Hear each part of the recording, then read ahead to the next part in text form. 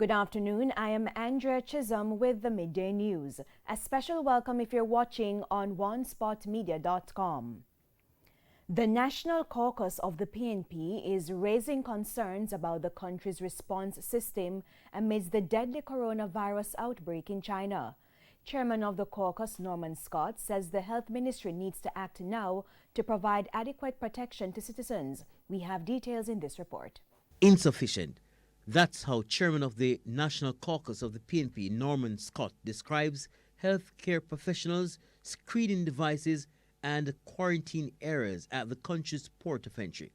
Mr. Scott says at this time, when the coronavirus is declared a global health emergency by the World Health Organization, the government should at least have primary and secondary areas designated for quarantine at each port of entry. What it means is you would have the device to check the individuals as they pass, and whatever is the results, then if there is any reason for a secondary checking, then that area should be provided to have these things done. According to Mr. Scott, the country's port of entry, as is not adequately prepared to deal with the virus. It's why he's recommending that the Health Ministry should fully equip hospitals with the relevant devices and quarantine areas for testing. The other recommendation is for the national laboratory area to be finally put in place. And Mr. Scott wants the Health Ministry to act now.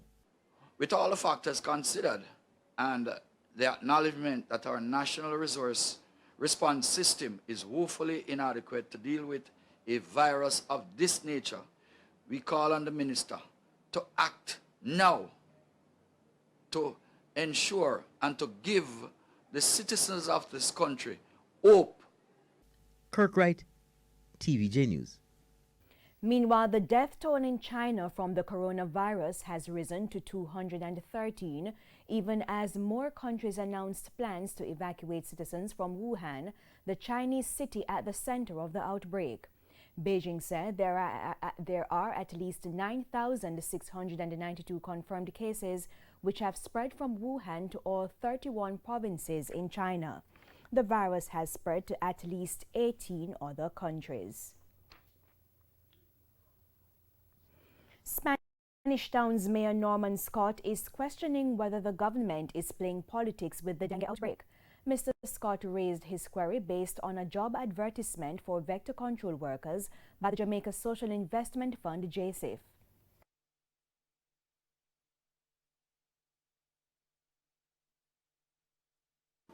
The Ministry of Health from St. Catherine isn't aware of it.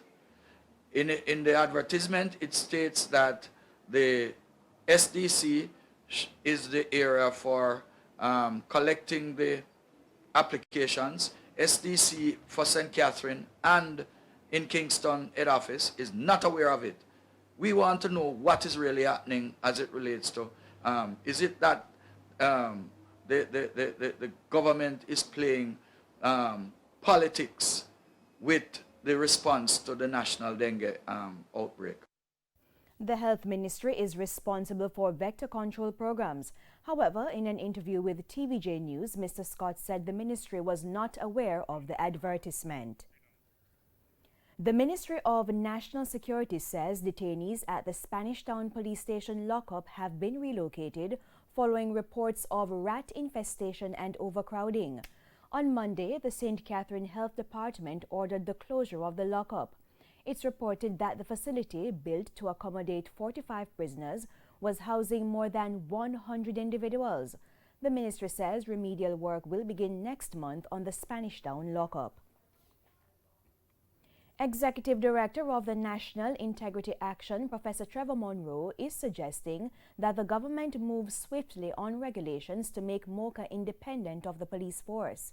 That, he says, will help the major organized crime and anti-corruption agency to effectively probe corruption issues.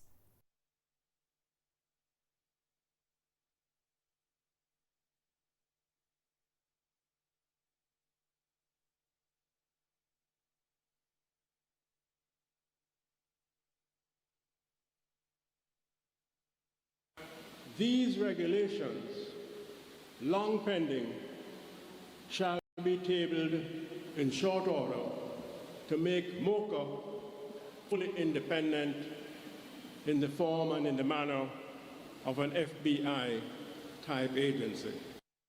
He also suggested the establishment of an oversight committee in Parliament to review the Integrity Commission's performance and legislation.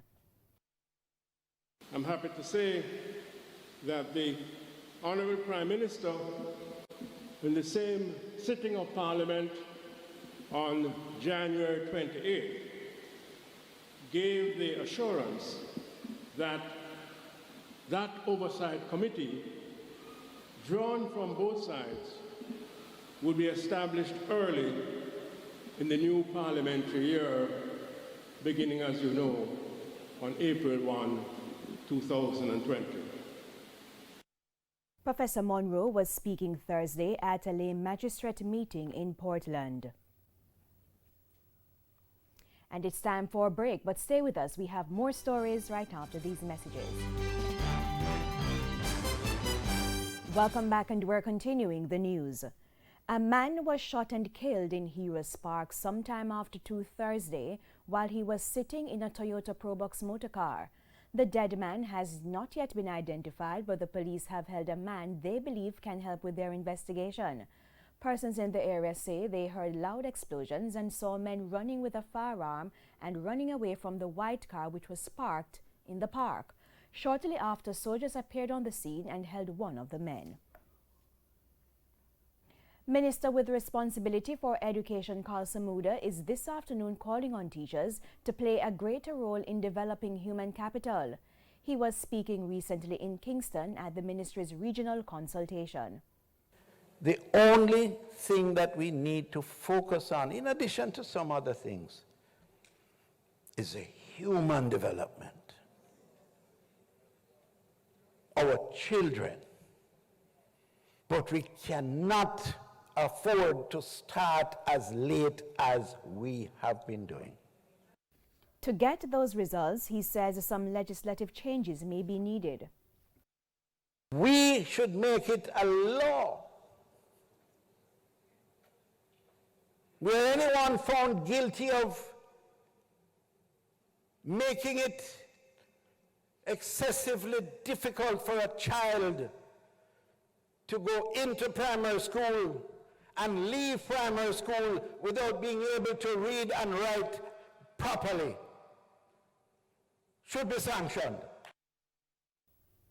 And in sports, both camps are now in election mode after the Jamaica Table Tennis Association president called a meeting of affiliates on Wednesday night, days after challenger Andrew Liu met with a group of stakeholders.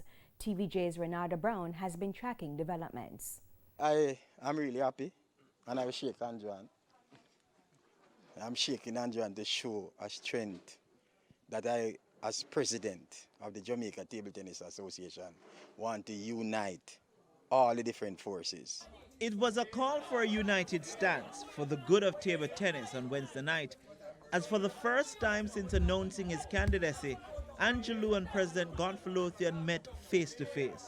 But before calls for unity, there was a clash of opposing views by supporters from either side.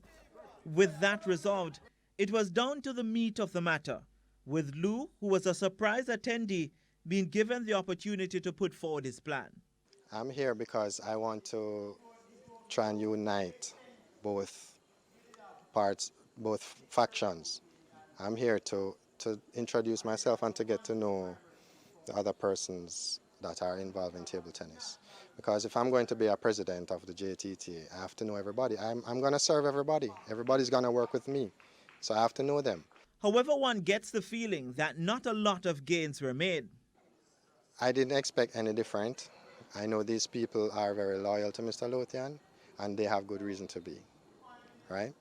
Mr. LOTHIAN is not all bad, but things can be done better. For LOTHIAN, 2 elections in a 12-month period should not be seen as a waste of resources, despite the 74-6 result over Karen Sinclair Lim last February. This is not a waste of time. It's a democratic organization, and people have choices.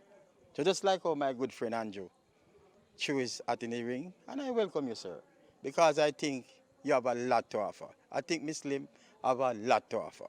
In the midst of campaigning, a cry from the JTTA boss. And we want to go forward in this type of way. And I hope that after tonight, we can sit down and we can talk. And we can ensure that going forward onto the annual general meeting, that things are peaceful. We don't go in the media and with no mudslinging and calling of names and all of that. We do it decently. Lou also revealed to TVJ Sports that former challenger Karen Sinclair Lim will be a part of his slate. I don't know what capacity she will be in as yet. She's a good administrator, so she brings a lot to the table. I don't think it will have any negative effect to have Karen in my team. She's a strong woman, and she will be able to organize herself and make table tennis proud of her in the long run if given a chance. A voting annual general meeting is expected once a financial audit of the JTTA is completed. RENARDO Brown for TVJ Sports. And that's the Midday News. I'm Andrea Chisholm. Join us at 7 for the Primetime News Package. On behalf of the news, sports and production teams, good afternoon and have a great weekend.